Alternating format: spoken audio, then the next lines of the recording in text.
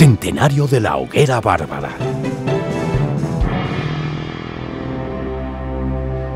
El tren tomó impulso para entrar en la larga recta que conduce a la estación de Chiriacu desde el sur.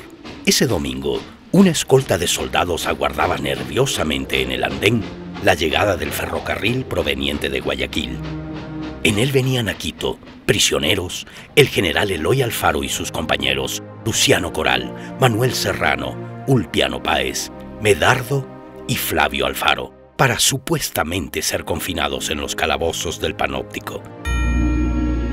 Ya se sabía la noticia de que 3 días antes en Guayaquil, al general Pedro Montero, detenido junto al general Alfaro y acusado de alta traición, lo habían asesinado de un disparo en el rostro.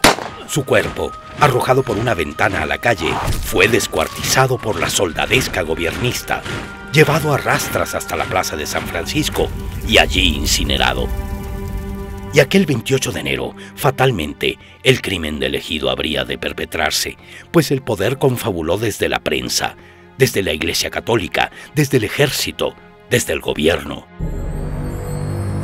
En su acusación fiscal de 1919, Pío Jaramillo Alvarado fue categórico. En los discursos callejeros, en efigies, en los actos, en las palabras, en todo, flotaba la intención de exterminar a los prisioneros de guerra.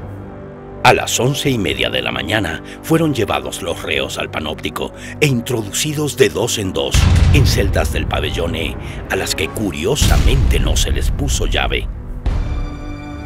A fines del siglo XIX, en nuestro país, los poderes públicos estaban subordinados a la Iglesia Católica, cuya religión era la única admitida. Nuestras estancadas instituciones servían más bien a los intereses de las oligarquías. La educación era un privilegio de unos cuantos, y las mujeres tenían muy poca o ninguna presencia en la esfera pública. Territorio de regiones aisladas y en permanente conflicto, país de inequidades profundas e inaceptables. Pero cada cierto tiempo se producen hechos en la historia que hacen avanzar a grandes saltos a los pueblos. Ese fue el caso de la Revolución Alfarista, cuyas transformaciones radicales impulsaron la construcción de un Ecuador diferente.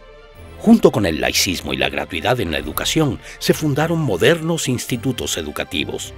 Se crearon servicios de maternidad y se abrieron espacios profesionales para las mujeres. Se suprimió el pago de contribuciones obligatorias a la Iglesia Católica y los tributos indígenas.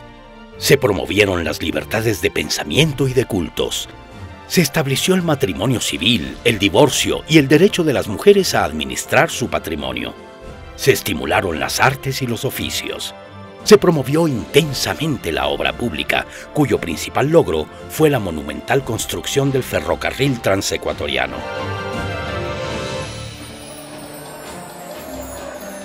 Pasado el mediodía, una multitud enardecida, al grito de ¡Viva la religión! ¡Mueran los masones!, se había congregado frente al Panóptico.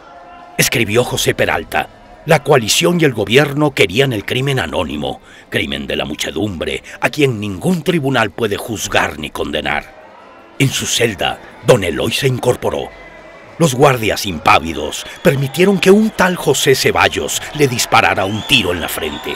El general Ulpiano Páez, con una pistola que guardaba oculta, intentó defenderse, pero fue arrastrado por la multitud. Flavio Alfaro luchó aferrándose a una baranda, desde donde lo lanzaron hasta la calle. Al periodista Luciano Coral le arrancaron la lengua.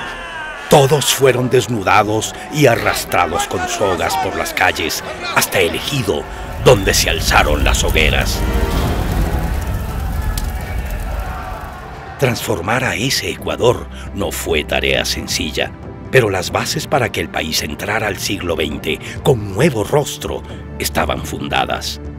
Ni el odio ni la barbarie habrían de opacar el mérito del viejo luchador, impulsor de ese cambio extraordinario. A media tarde comenzó a llover y la multitud se fue dispersando. Poco después, la banda de música se agrupó en la Plaza de la Independencia para su acostumbrada retreta de los domingos.